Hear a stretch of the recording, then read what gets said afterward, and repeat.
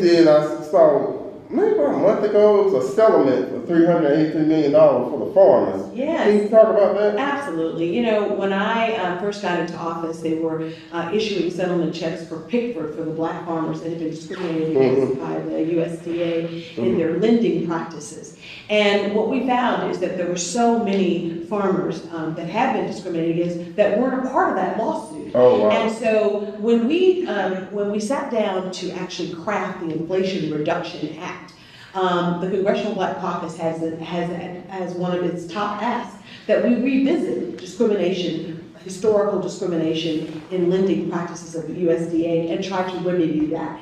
And Alabama received $383 million in settlement checks just this summer. And we were, if not the largest, the second largest state to receive that. Mississippi and Alabama got the bulk of that money. And I knew that that would happen, which is why I was encouraging the CBC to once again include that as a top priority. And so it was in the Inflation Reduction Act.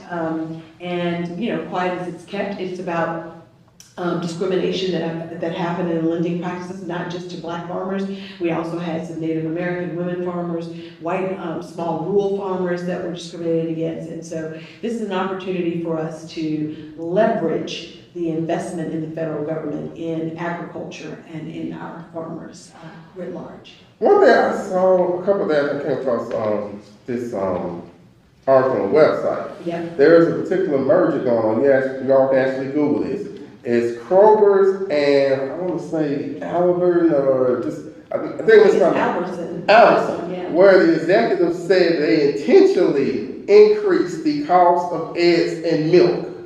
So if you think it's a particular administration, these actual companies that are doing it, yeah, they're actually doing and look, we have done what we can, and I know that Vice President Harris and her election bid to be president has really made trying to solidify our middle class and to lower costs for groceries and for gas and for everything. I think all of us realize that even 3% inflation means a rise in costs. And so we're looking to minimize that and its effects on Alabama families as much as we can. Okay, I see you had Saban.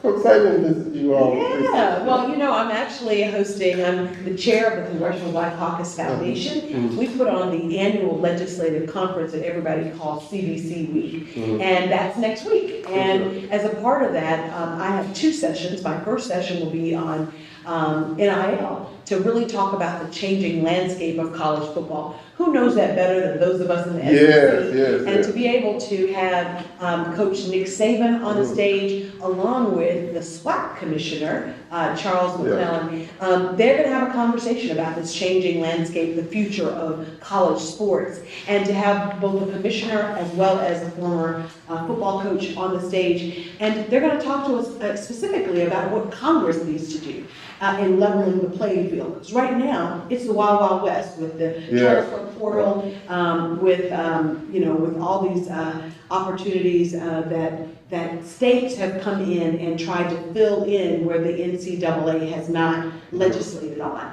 And so, you know, Coach Saban, every time he comes to Washington with the University of Alabama, always says, Terry, we've got to do something about what's going on with his name, image, and likeness, and put some guardrails and some federal guardrails around it. And so this is an opportunity for him to make that case right in Washington next week. It'll be Thursday at 1 p.m. at the Washington Convention Center, a part of the 53rd Annual Legislative Conference for the Congressional Black Caucus Foundation, and I'm honored to be the chair of the board.